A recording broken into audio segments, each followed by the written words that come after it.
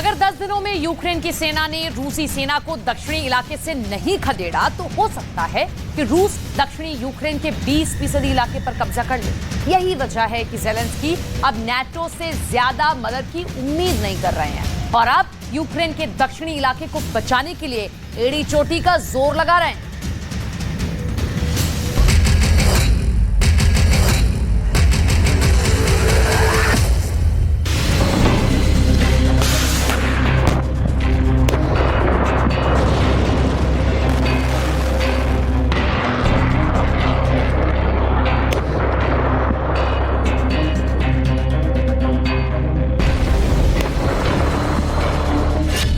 दक्षिणी यूक्रेन में आखिरी युद्ध शुरू।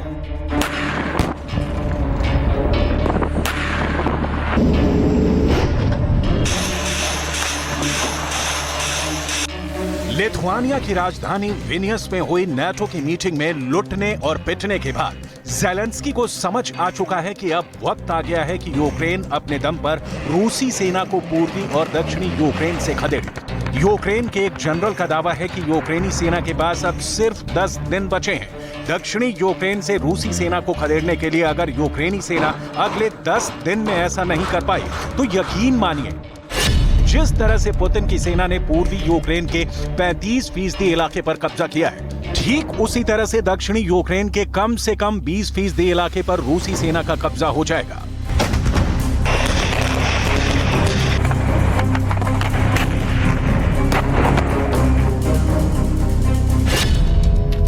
यूक्रेन के पास बचे सिर्फ 10 दिन।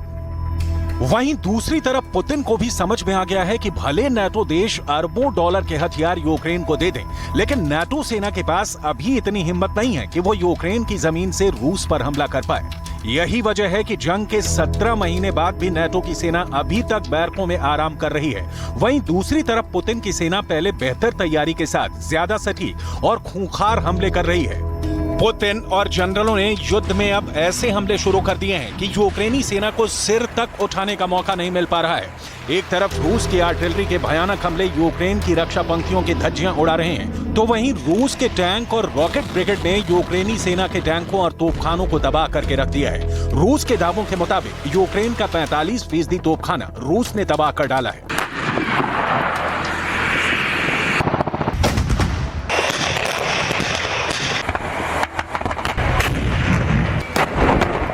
Ми вдячні, Британія наші партнери. Ну і я, може міністр хоче щось особливого, але мені здається, що у нас гарні стосунки і ми вдячні людям, і в кінці кінців. पुतिन का आदेश 24 घंटे में 300 हमले।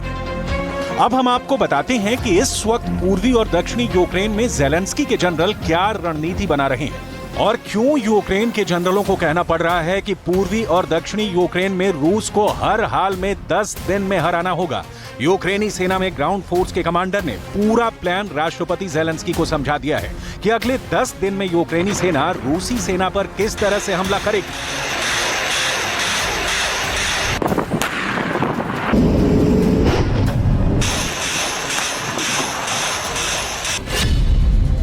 यूक्रेनी ग्राउंड फोर्स के कमांडर जनरल ओलेक्जेंडर सिरस्की दक्षिणी यूक्रेन में पिछले 6 महीने से रूसी सेना से मुकाबला कर रहे हैं, लेकिन अब जनरल सिरस्की ने दावा किया है कि यूक्रेनी सेना ने दक्षिणी यूक्रेन में रूसी सेना को पीछे खदेड़ना शुरू कर दिया है।